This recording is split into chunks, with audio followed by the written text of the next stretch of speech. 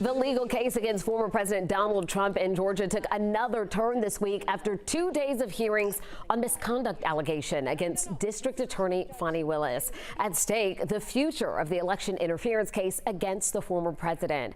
Joining me now is NBC's Kristen Welker, moderator of Meet the Press. And Kristen, former President Trump was in a different courtroom this week, but there were certainly a lot of eyes watching the proceedings down here in Atlanta. So what are you hearing from those in your orbit about the latest in the Georgia case, as well as the other legal proceedings involving the former president?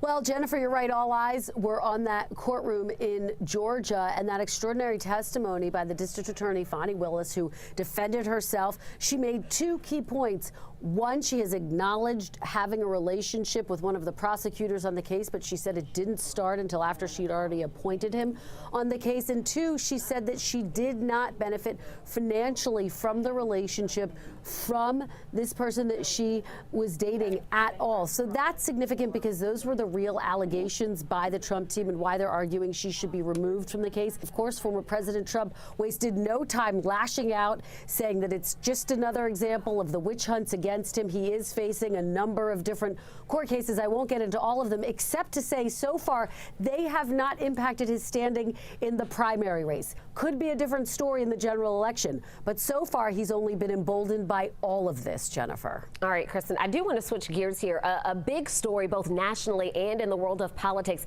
is this potential Russian threat against satellites. And now we have news that a prominent Russian opposition leader has died. You'll have Congressman Mike Turner on Meet the Press Sunday. He's the chair of the House Intelligence Committee. So, Kristen, the relationship with Russia is going to be a big story for 2024, especially after the back and forth between President Biden and former President Trump about NATO.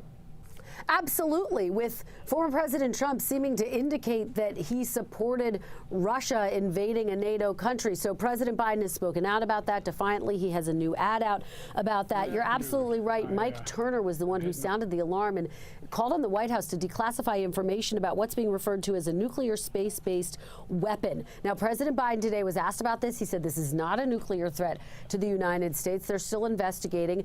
Based on our sourcing, this weapon would basically aim to target U.S. satellites. It does come after we learned that opposition leader Alexei Navalny died. President Biden placing the blame squarely at the feet of Vladimir Putin for that. All of it could intensify the pressure for Congress to get aid to Ukraine and Israel, something right now, Jennifer, that is stalled in the halls of Congress. Meet the Press airs Sunday morning at 10 right here on 11 Alive. Kristen, thank you so much.